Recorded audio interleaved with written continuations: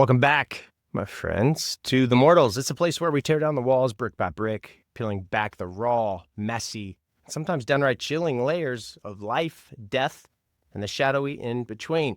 And if you're a fan of the strange and the unknown and near-death experiences delivered through real heart-pounding stories of survival, loss, near-death, then you've stumbled into the right corner of the unknown, because here nothing is off limits, and every tale reminds us just how fragile and how fiercely important our lives are. I'm Nathan. I'm your guide through these unexplainable moments, and I'm thrilled to have you with me. A quick heads up, new episodes, they drop every Tuesday and Thursday, so set a reminder to keep the chills coming, tie a string around your finger, whatever you have to do. Also, before we dive into today's stories, I've got a little warning for you. If you're new here and you have not hit that follow button yet, you need to do so, because rumor has it, if you don't follow the Mortals, you'll find yourself at a wake accidentally spilling coffee on the next of kin. The next of kin is the widower, and he punches you in the face. You leave with a bloody nose, everybody in the chapel yelling at you. You get the idea. Don't be that person. Save yourself the haunting guilt and hit follow right now on whatever platform you're listening to. Join the community of shadowed souls right here. Today, we're stepping into 3 true near-death experiences that are going to grip you tighter than a clenched fist. These are not your typical tales of disaster or daring. They're raw, they're bizarre moments where ordinary people, they face the brink of death in the most unexpected ways, surviving through flukes so strange, so improbable, you'll wonder if fate or something greater had a hand in it. I've changed the names in these stories to protect the identities of those involved, but every single detail is as real as the shiver running down your spine when you hear it. These accounts aren't just about cheating death. They're a reminder that your life, every single one of you listening, it matters more than you could ever know. Let's dive into the darkness and see why some are spared when all odds seem to scream otherwise. Our first story takes us to a gritty industrial town in central Pennsylvania in the late summer of 1998. I want you to picture a sprawling steel factory on the edge of town, a relic of the industrial boom. Its rusted smokestacks piercing a perpetually overcast sky. The air is thick with the tang of molten metal and oil. The ground beneath your feet is vibrating with the ceaseless hum of machinery. Inside, the factory floor is a labyrinth of towering presses, conveyor belts, and of bubbling slag, where the heat is so intense it feels like the devil himself is just breathing down your neck.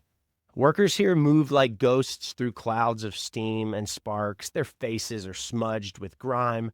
Their shouts are swallowed by the roar of production.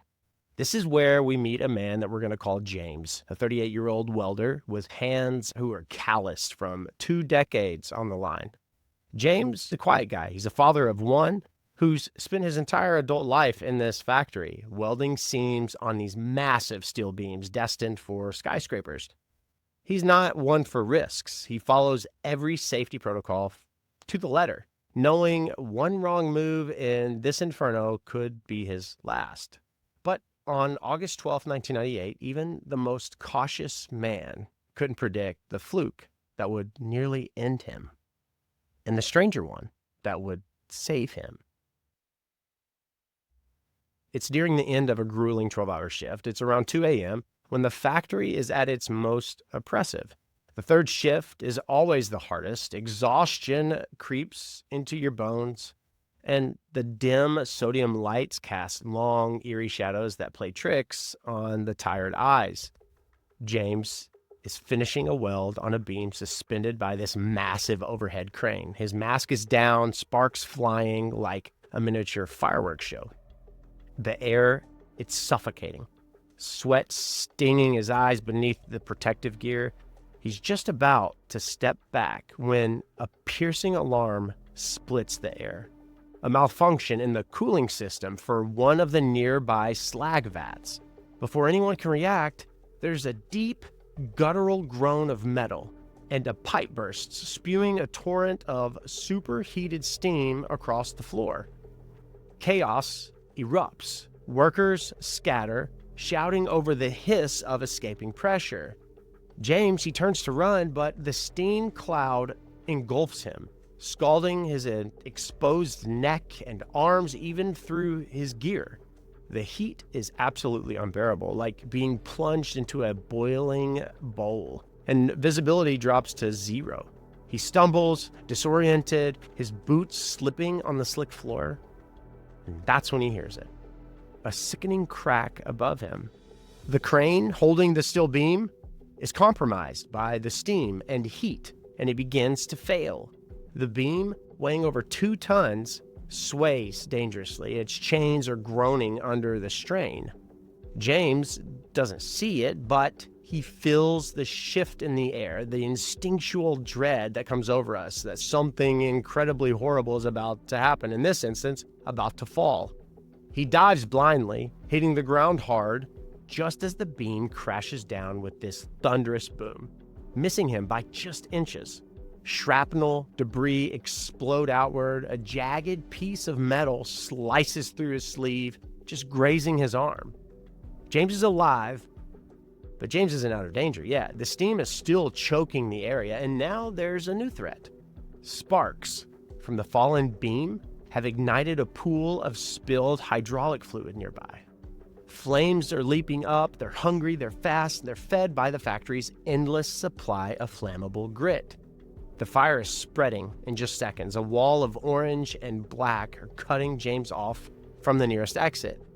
He's trapped. The heat searing his lungs with every ragged breath, and the roar of the blaze is drowning out the distant shouts of his coworkers who are just sitting idly by. They can't do anything.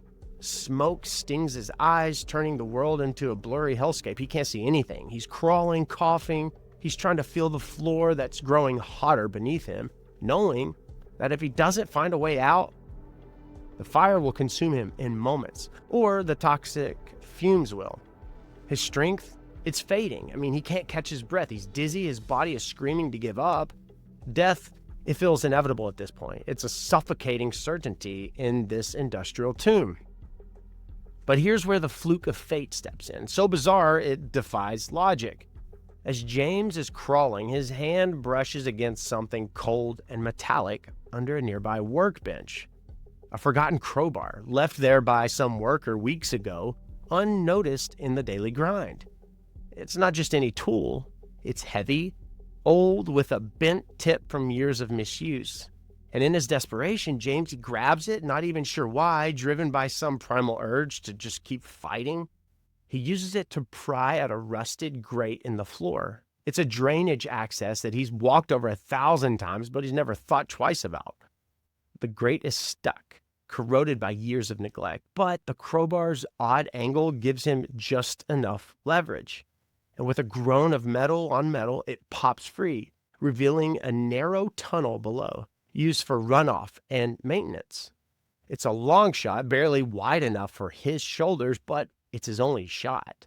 James, he squeezes into the tunnel, the rough concrete scraping his already burned skin. The darkness is absolute as he drags himself forward.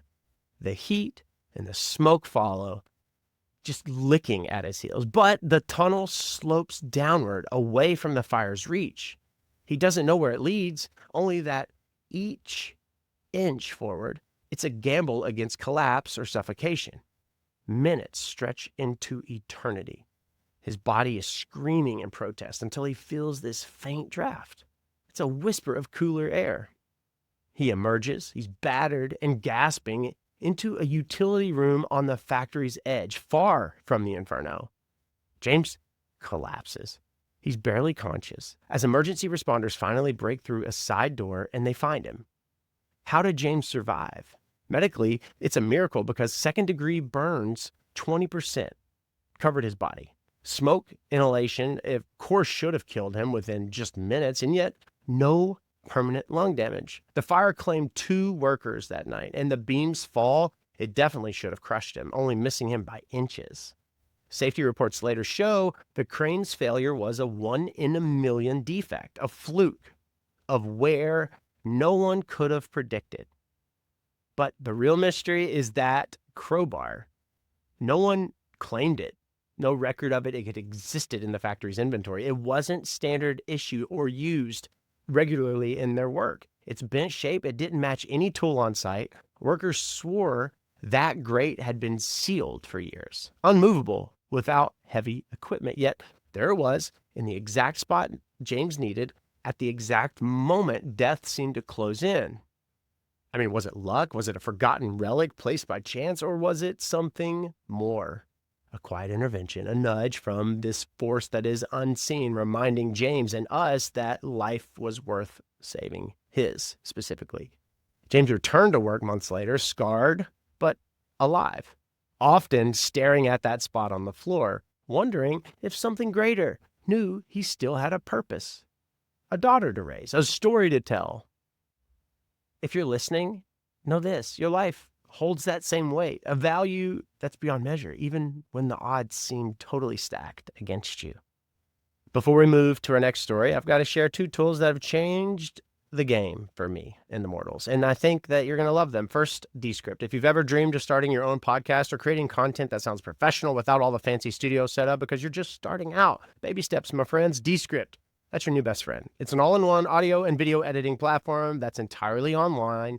No expensive gear is needed. No physical hard drive to hold all of your content is needed, with features like automatic transcription, easy editing where you can cut and rearrange just by editing text, and even AI-powered voice cloning to fix flubs without re-recording. It's saved me hundreds, probably, of hours editing. I use it for every single episode to polish these stories, trim out my awkward stumbles, and make sure you're getting the best listening experience. Their latest feature is an AI avatar. It is next level. You can generate a video of yourself literally reading a script without ever hitting record and being in front of the camera. So whether you're a creator or you just want to share your own tales, Descript takes the headache out of production. Give it a try for free. Get.descript.com/mortals. Link is in the description. Trust me, you'll wonder how you ever got by without it. If you're like me, you're always juggling a million ideas for stories, scripts, or just life in general. This tool is a lifesaver, and it is Poppy AI. It helps you organize, brainstorm, and even draft content with the power of AI, turning a half-baked thought into a full-blown podcast outline in just minutes. Really, it's like having a creative partner who never sleeps.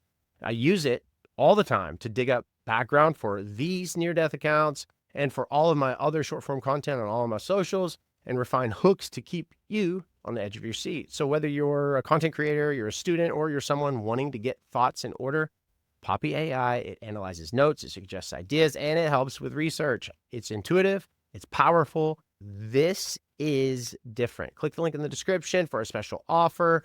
That's Poppy AI. Check it out and let it spark ideas that you didn't even know that you had. All right, let's get back to the chlorophyll, which is the darkness, which is our second story of survival. It's a sweltering summer night in 2007 in a small country fairground in rural Indiana. I want you to imagine the scene, a dusty field transformed into this kaleidoscope of flashing lights and tinny carnival music. You know, the air, it's thick with the sugary scent of cotton candy and the sharp tang of fried dough. You can hear the screams echoing over the trees. Rides are creaking and groaning under the weight of laughing families. Their neon signs are flickering against this twilight sky streaked with purple and gold. The midway is a chaotic symphony, barkers shouting over the children, darting through crowds, sticky-fingered, and the rhythm clank of game stalls, promising cheap prizes that you never win. It's this place of fleeting joy, where worries melt under the glow of nostalgia, but beneath the surface, danger can lurk in the most unexpected corners. Here we meet a young woman we're going to call Emily, a 22-year-old college student home for the summer, working a temporary gig at the fair as a ticket taker.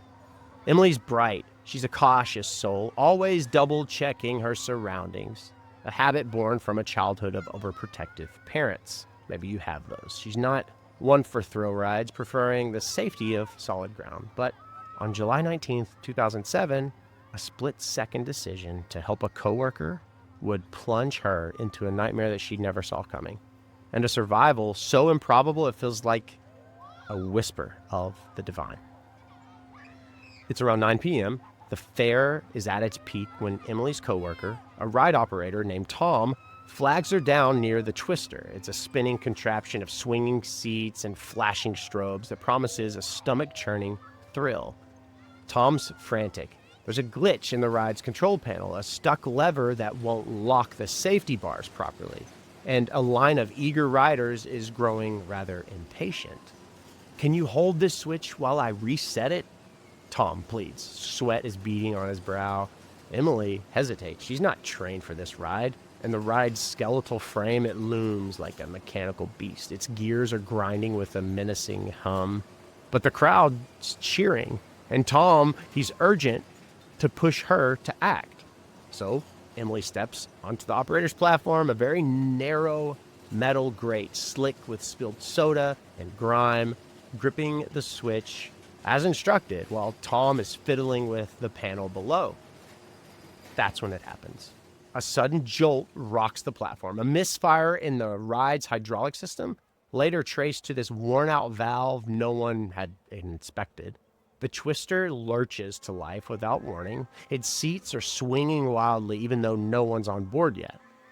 Emily's caught off guard, her foot slipping on the greasy grate as the platform tilts.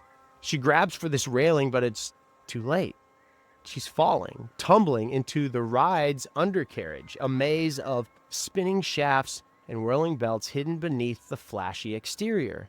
Her body, it slams into a support beam, pain exploding through her shoulder before she's wedged into this narrow gap between two rotating gears.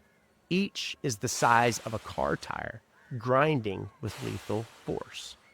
The noise, it's deafening, a mechanical roar that drowns out her screams. Her leg, it's pinned. The pressure is excruciating, and she feels the heat of friction as the gears threaten to pull her in. Blood trickles from a gash on her temple where her head struck metal, and her vision is swimming. Emily's trapped in the belly of this beast, unseen by the crowd above. Her life is hanging by a thread as the ride, it continues its erratic spin. Death is just a heartbeat away. One wrong shift, and she's going to be crushed. But here's the fluke, the unexplainable twist that defies all reason. As Emily struggles, her pinned leg is throbbing. The ride's malfunction takes a bizarre turn. A secondary relay in the control system, already faulty, shorts out completely, but instead of accelerating the gears, it triggers an emergency brake that no one knew was even functional still. So the twister screeches to a halt, the gears freezing mid-rotation, mere inches from severing her limb. The sudden stop jars Emily, her head smacking against a beam again, but it buys her time. Precious seconds for Tom to notice her absence, spot her below, and hit the manual shutdown. Workers and bystanders, they scramble, pulling Emily free with trembling hands. Her body is bruised and bloodied, but intact.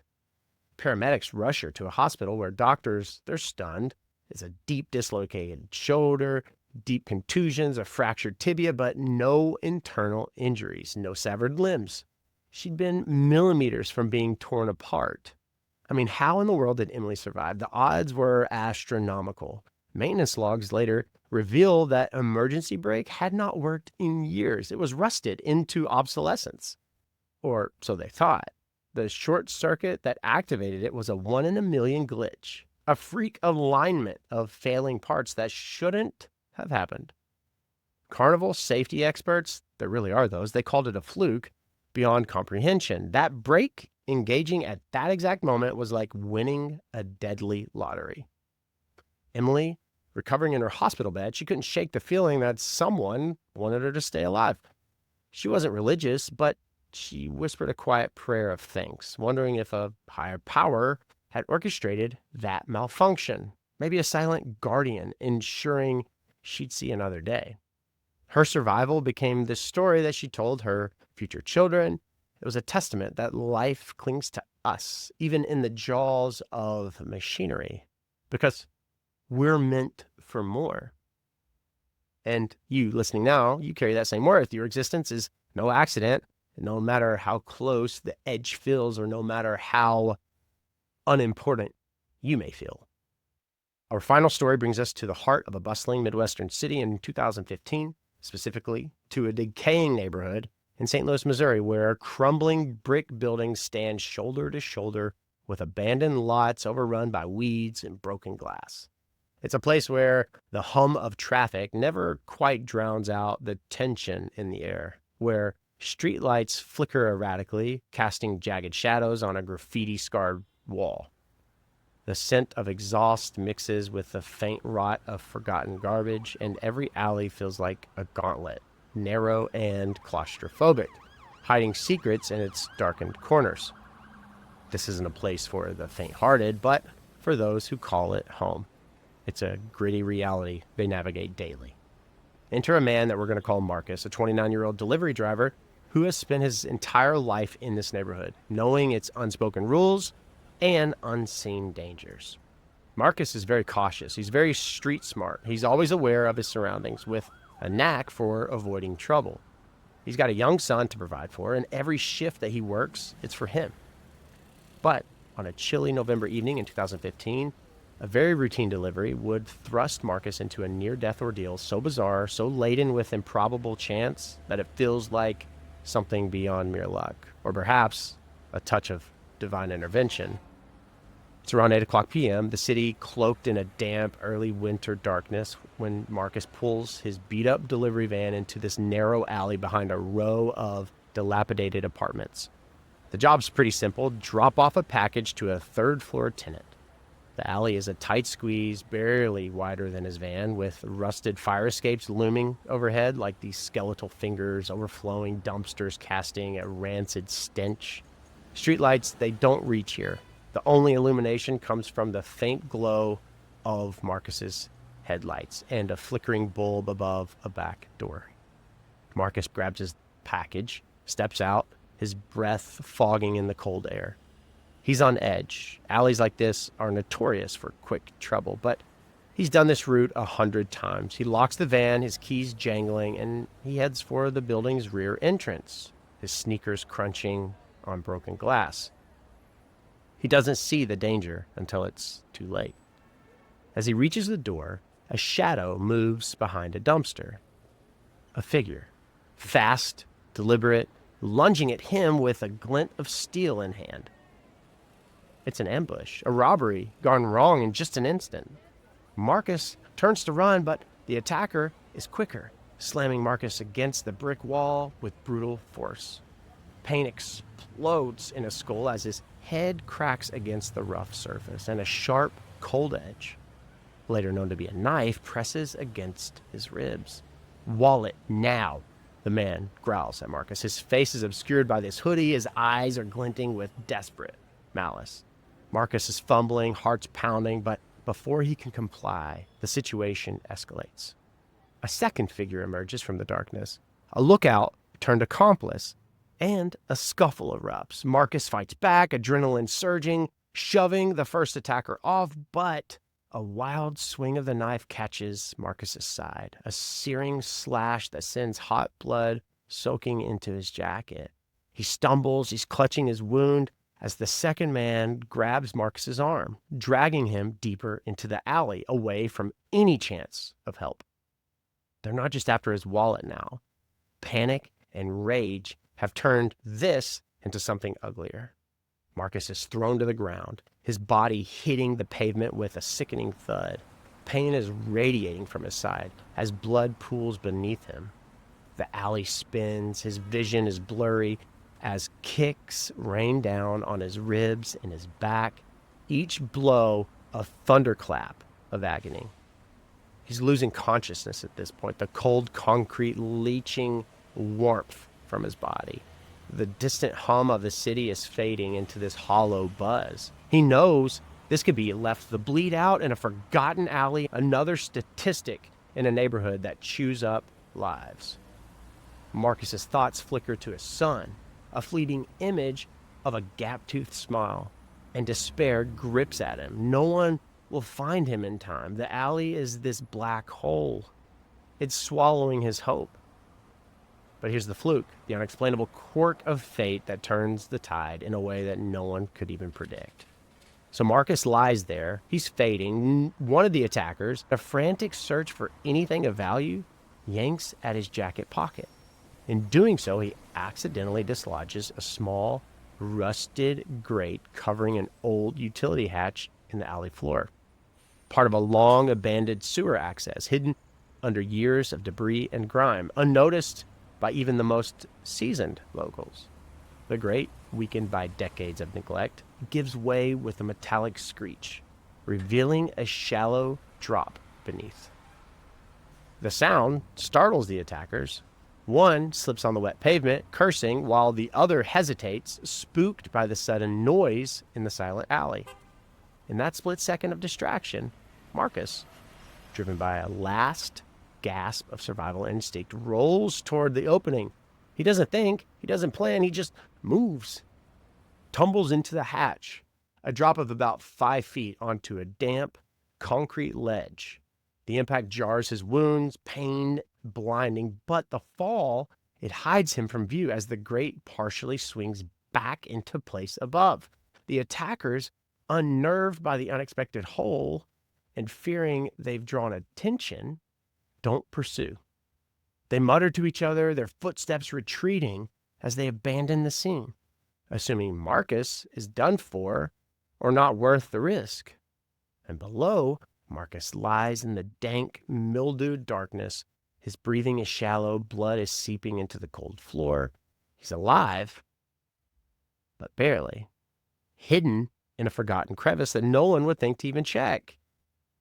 Hours pass, or maybe it was minutes, but time was a blur through the haze of Marcus's pain. He's slipping, the chill of the underground sapping his strength.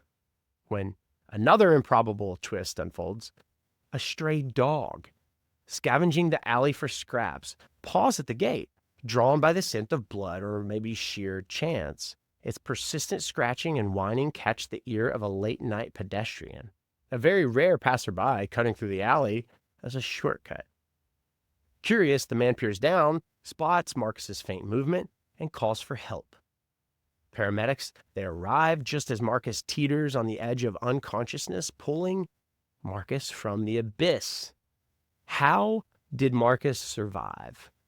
So many flukes. Marcus, how he did not bleed out, that's medically staggering. From that stab wound, from multiple contusions on his head, hypothermia was starting to set in from the cold underground that should have ended long before rescue. Doctors later say he had just minutes left when the paramedics reached him.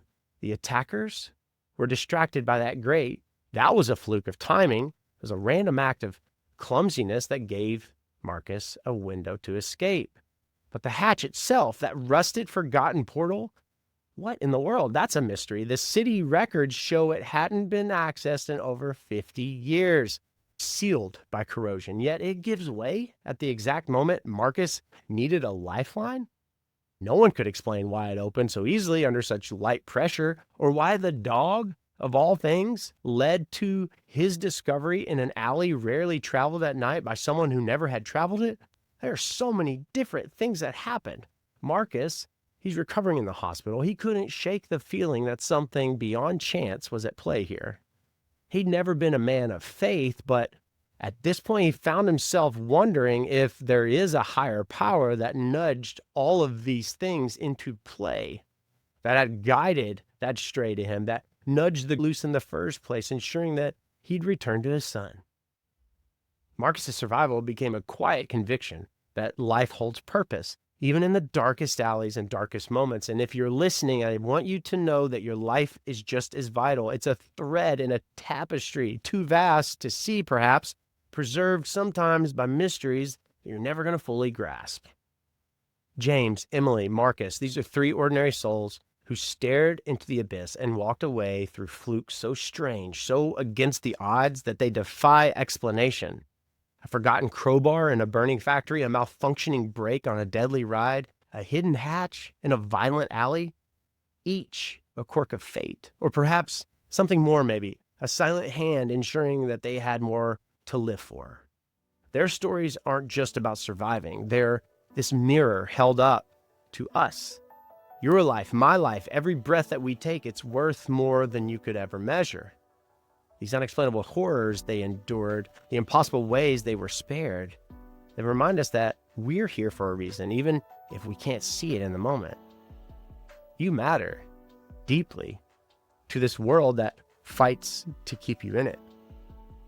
If you've ever faced a near-death moment, felt the brush of something unexplainable, or carried a loss that haunts you, I want to hear from you. Join the Mortals community, a space for deeper conversations where exclusive behind-the-scenes content, exclusive all access to music, unheard music, unseen things, and a chance to connect with yours truly and others who feel the weight of these stories just like you do. Members are going to get early access to these episodes, bonus content, and a direct line to yours truly to share your own experiences. Check out via the link in the description. And also visit nathanmorrismusic.com. You might want to check out the new merch, especially the shirt. Hello, I'm probably anxious because, well, we probably are together. And of course, your story might be the one that we tell next.